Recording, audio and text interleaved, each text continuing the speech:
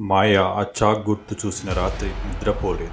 ప్రతిసారి కళ్ళు మూసినప్పుడల్లా ఆ గుర్తు మాత్రమే కనిపిస్తూ ఉండింది. ఉదయం కాసేపటి తర్వాత ఆమె వాళ్ళ ఎదురింటి మేరీని కలిసింది. మేరీ గారు, మీకు 6B గురించి ఏమైనా తెలుసా? అక్కడ ఎవరో ఉండేవారు. కానీ ఇప్పుడు అది కేవలం నెంబర్ మాత్రమే అమ్మా.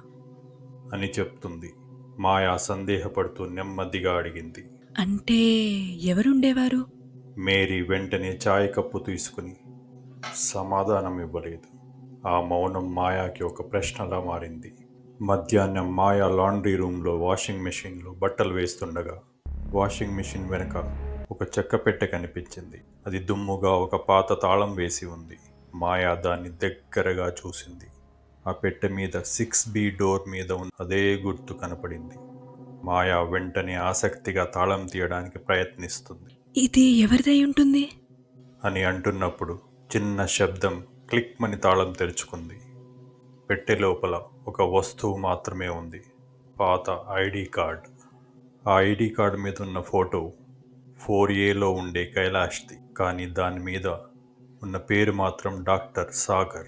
మాయా కళ్ళు పెద్దవిగా చేసి చూస్తుంది. తన చేతులకు చెమటలు పట్టేశాయి. ఆ ఐడి కార్డు వెనకాల ఇంకుతో, "నువ్వు కనుక ఇది చూస్తుంటే కింద ఫ్లోర్లో ఉన్న వ్యక్తిని నమ్మకు" అని రాసి ఉంటుంది. మాయ ఒక్కసారిగా తిరిగి లిఫ్ట్ వైపు చూస్తుంది. అప్పుడే కైలాష్ బయటకు వస్తున్నాడు. అతను చూడడానికి బయట నుంచి నార్మల్గానే కనపడుతున్నాడు. కానీ అతని చేతులు వణకడం మాయ చూసింది.